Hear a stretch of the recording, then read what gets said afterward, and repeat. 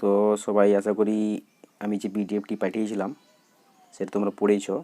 তো আজকে আমি line by line Bengali meaning এবং ইম্পর্ট্যান্ট পয়েন্টগুলি ডিটেলস আলোচনা করব এই গল্পের দি আইজ হ্যাভ ইট। তো প্রথম লাইনে দেখো লেখা আছে, I had the train compartment to myself up to Rohana, then a girl got in. প্রথম লাইনে আই দিয়ে বাক্যটি শুরু হয়েছে। ফার্স্ট পারসন ন্যারেটিভ টেকনিক এই গল্পে লেখক ব্যবহার করেছেন। মোস্ট ইম্পর্ট্যান্ট পয়েন্ট, যে গল্পে কোন টেকনিক ব্যবহার করা হয়েছে, ন্যারেশনে কোন টেকনিক, এটা হচ্ছে ফার্স্ট পারসন ন্যারেটিভ টেকনিক। তো প্রথমে ন্যারেটর বলছেন, I had the train compartment. Compartment মানে হচ্ছে কামরা। টু মাইসেলফ, মাইসেলফ মানে নিজের, একার। আমার ছিল ট্রেনের কামরাটি, টু মাইসেলফ নিজের, অর্থাৎ ট্রেনের কামরাটি আমার নিজেরই ছিল। আপ টু রোহনা, রোহনা পর্যন্ত। রোহনা একটা ছোট্ট শহর যেটি উত্তরপ্রদেশ বা ইউপিতে অবস্থিত। তো ন্যারেটর, তাহলে এইখানে এই লাইন থেকে বুঝতে পারছি, the narrator was travelling alone, he was the only passenger in the train up to Rohana. Rohana পর্যন্ত ন্যারেটর ট্রেনের একমাত্র যাত্রী, কামরার একমাত্র যাত্রী। আর যেই মাত্র when the train reached Rohana station, যখন ট্রেনটি রোহনা স্টেশনে পৌঁছালো, then a girl got in. Got in মানে গেট ইন, প্রবেশ করা, ঢোকা। তারপর একটি মেয়ে প্রবেশ করলো। The girl got into the compartment at Rohana station. Rohana স্টেশনে মেয়েটি কামরাতে উঠলো। The couple who saw her off were probably her parents. The couple মানে দম্পতি, হাজব্যান্ড ওয়াইফ। The couple দম্পতি who saw her off, saw মানে see off, বিদায় জানানো।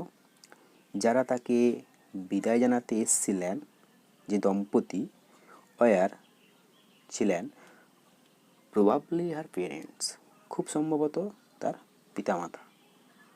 এই সম্ভবত কথাটা ইউজ করা হয়েছে because the narrator was blind, he could not C.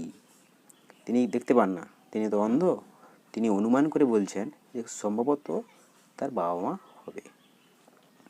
They seemed very anxious about her comfort. They means the couple, ওই দম্পতি, যে হচ্ছে মেয়েটির পিতামাতা বা বাবা মা, সেই বাবা মাকে, মেয়েটির বাবা মাকে কী মনে হয়েছিল, খুব উদ্বিগ্ন মনে হয়েছিল। কী নিয়ে? About her comfort, about her relaxation, মেয়েটি স্বাচ্ছন্দ্য, আরাম নিয়ে তাদেরকে খুবই চিন্তিত বা উদ্বিগ্ন দেখাচ্ছিল বা মনে হচ্ছিল। And the women gave the girl detailed instructions. And the women মানে মহিলাটি, মহিলা বলতে এখানে মেয়েটির মাকে উল্লেখ করা হয়েছে, ভদ্রমহিলার, গেভ দি গার্ল মেয়েটিকে দিয়েছিলেন ডিটেলড ইনস্ট্রাকশনস। ডিটেলড মানে বিশদ, ইনস্ট্রাকশন মানে নির্দেশিকা। তাহলে মেয়েটির মা মেয়েটিকে উপদেশ দিচ্ছিল where to keep her things বলতে এখানে বিলঙ্গিংস, জিনিসপত্র, কোথায় রাখতে হবে তার জিনিসপত্র। Where not to lean out of the windows, কখন জানলা থেকে ঝুঁকবে না। How to avoid speaking to strangers mean unknown person, কীভাবে অচেনা ব্যক্তি থেকে, কথাবার্তা থেকে বিরত থাকতে হবে, বা অজানা ব্যক্তিকে কীভাবে এড়িয়ে চলবে, এ ব্যাপারে তার মা মেয়েটিকে খুবই বিশদ উপদেশ বা নির্দেশিকা দিয়েছিলেন। তো প্রথম পার্টে যেটা বুঝতে পারলাম আমরা, the narrator was the only passenger up to Rohana. Narrator একমাত্র ট্রেনে যাত্রী ছিলেন, কামরার যাত্রী ছিলেন আপ টু রোহনা পর্যন্ত। আর সেই রোহনা স্টেশনে মেয়েটি উঠল। মেয়েটির সঙ্গে এসেছিল দম্পতি, তার বাবা মা এসেছিলেন।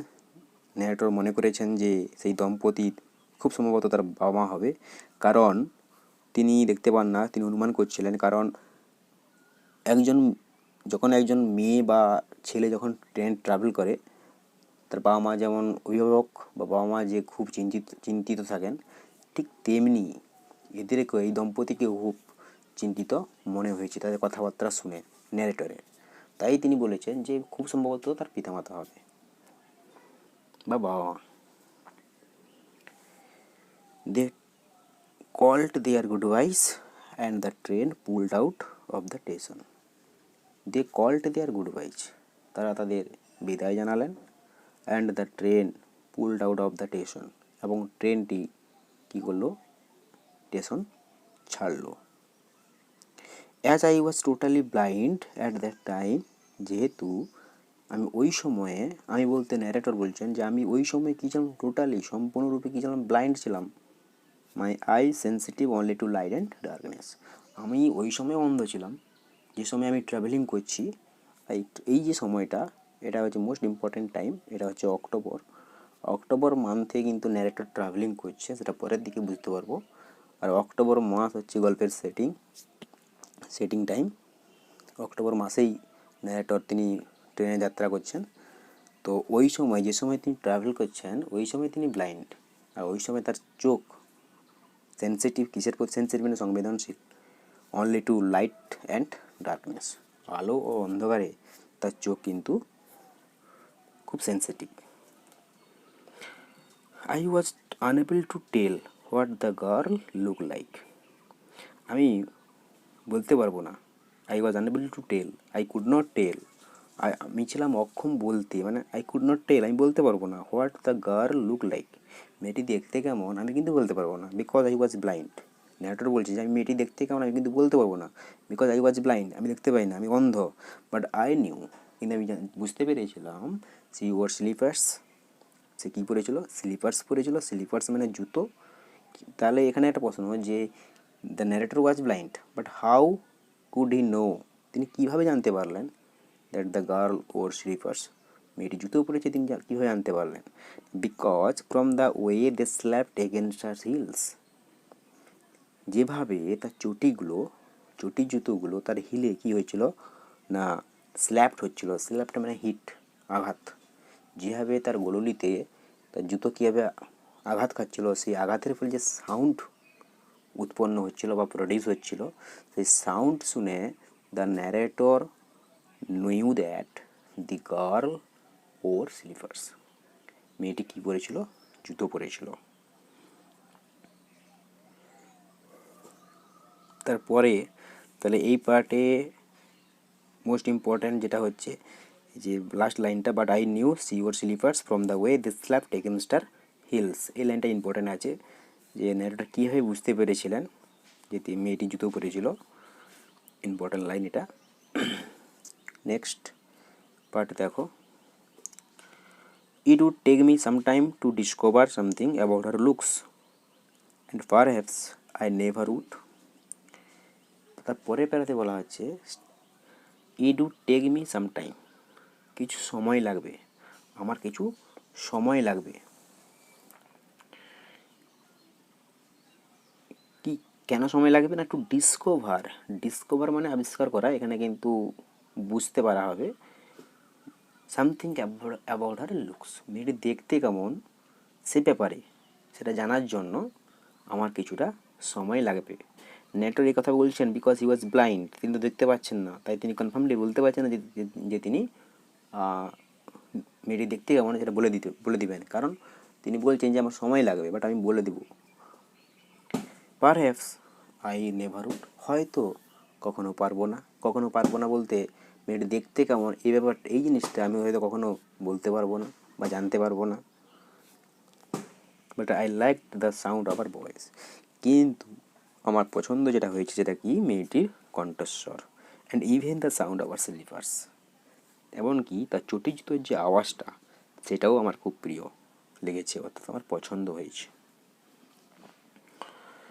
আর you going all the way to Dehra, I asked, আমি জিজ্ঞাসা করলাম যে আপনি কি দেরাদুন পর্যন্ত যাবেন। মানে দেরাদুন, আমরা সবাই জানি দেরাদুন, বলতে দেরাদুন, আর দেরাদুন একটা হচ্ছে হিল স্টেশন উত্তরাখণ্ডের। আমরা সবাই জানি উত্তরাখণ্ডে একটা ছোট্ট শহর দেরাদুন। তো ন্যারেটর এই প্রশ্নটা প্রথম জিজ্ঞাসা করেছিলেন মেয়েটিকে। এই লাইনটা খুব ইম্পর্ট্যান্ট, খুব গুরুত্বপূর্ণ লাইন। এটা একটা লং কোশ্চেনের জন্য। এতক্ষণ কিন্তু কোথাও ন্যারেটর মেয়েটির সঙ্গে কথা বলেননি, ফার্স্ট টাইম এখানটায় তিনি কথা বলছেন। আর প্রথম কথা বলার প্রথম প্রশ্নটা হচ্ছে কি, প্রশ্ন দিয়ে শুরু করেছেন, জিজ্ঞাসা করছেন আর ইউ গোয়িং, আপনি কি যাচ্ছেন, আপনি কি যাবেন, আপনি কি যাবেন all the way two Dehra, আপনি কি দেহরাদুন পর্যন্ত যাবেন।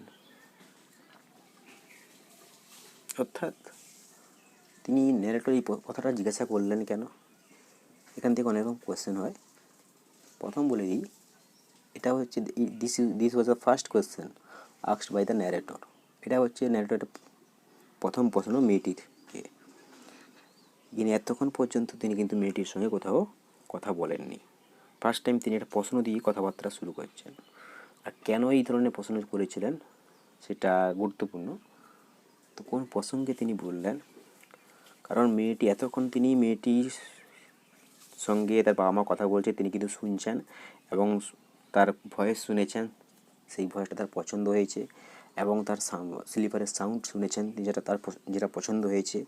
এবারে so the narrator became excited, narrator কি এক্সাইটেড হয়ে গেছিলেন টু টক টু হার, মানে তার সঙ্গে কথা বলার জন্য ন্যারেটর একেবারে উদ্বিগ্ন হয়ে পড়েছিলেন। আর সেই জন্য তিনি কী করতে চেয়েছিলেন, কথোপকথন, he wanted to start a conversation with the girl. তিনি ওই মেয়েটির সঙ্গে একটা কথোপকথন বলার জন্য তিনি উদ্বিগ্ন হয়ে পড়েছিলেন। আর সেই জন্য তিনি এই প্রশ্নটা করেছিলেন, are you going all the way to Dehra, আপনি কি দেরাদুন পর্যন্ত যাবেন। I must have been sitting in a dark corner, আমি নিশ্চয়ই বসছিলাম, সিট করছিলাম ইন দ্য ডার্ক কর্নার, একটা অন্ধকার কোণে আমি নিশ্চয়ই বসছিলাম। বিকজ মাই ভয়েস টার্টেলটা, কারণ আমার ভয়েস তাকে কী করেছিল, চমকে দিয়েছিল। অর্থাৎ আমার কণ্ঠস্বরে, আমার আওয়াজ শুনে মেয়েটি চমকে গেছিলো। আর ন্যারেটর এটা ভাবছেন কি, ও চমকে গেছে কারণ আমি হয়তো ট্রেনের কামরাতে কোথায় বসছিলাম, অন্ধকারের কোণে একটা বসছিলাম। কারণ তিনি কথা বলছেন, কারণ তিনি তো নিচেই অন্ধ। আর তিনি ওই মেয়েটিকে ভাবছেন কি, যে সেই হচ্ছে স্বাভাবিক বা সুস্থ মানুষ যে দেখতে পায়, মেয়েটিকে তিনি ভাবছেন। আর সেই কারণে ন্যারেটর বলছেন যে আমি যেহেতু অন্ধ, তাই হয়তো আমি কোনো ট্রেনের অন্ধকার কোণে একটা বসে আছি, আর সেই কারণে মেয়েটি আমাকে দেখতে পায়নি, আর আমার কণ্ঠস্বর শুনে, আমার ভয়েস শুনে মেয়েটি চমকে গেছে। She gave a little exclamation, সে একটি কী করলো, হালকা করে বিস্ময় প্রকাশ করলো। এই হালকা হওয়ার কারণটা এটাও আছে একটা কারণ, যে মেয়েটি হয়তো পসিবলি মেয়েটি হয়তো এইরকম ইনসিডেন্টের সঙ্গে পরিচিত, কারণ ও তো ডেলি যাওয়া আসা করে ট্রেনে, তা হয়তো এইরকম ইনসিডেন্টের সঙ্গে সে প্রতিদিন কী হয়, মুখোমুখি হয়, এই সমস্ত ঘটনার মুখোমুখি হয়। তাই আজকে এরা নতুন নয়, সেই জন্য সে কী করলো, হালকা একটা বিস্ময় প্রকাশ করলো। অ্যান্ড সেইট, বললো, I did not know any one else was here, আমি জানতে পারিনি যে অন্য কেউ এখানে আছে, আমি তা জানি না বা জানতাম না। অর্থাৎ the girl did not know anyone's presence in the compartment. মেয়েটি বলছে যে আমি বুঝতে পারিনি এ ট্রেন কম্পার্টমেন্টের ভিতরে অপরজনের উপস্থিতি, আমি এটা বুঝতে পারিনি, মেয়েটি বলল।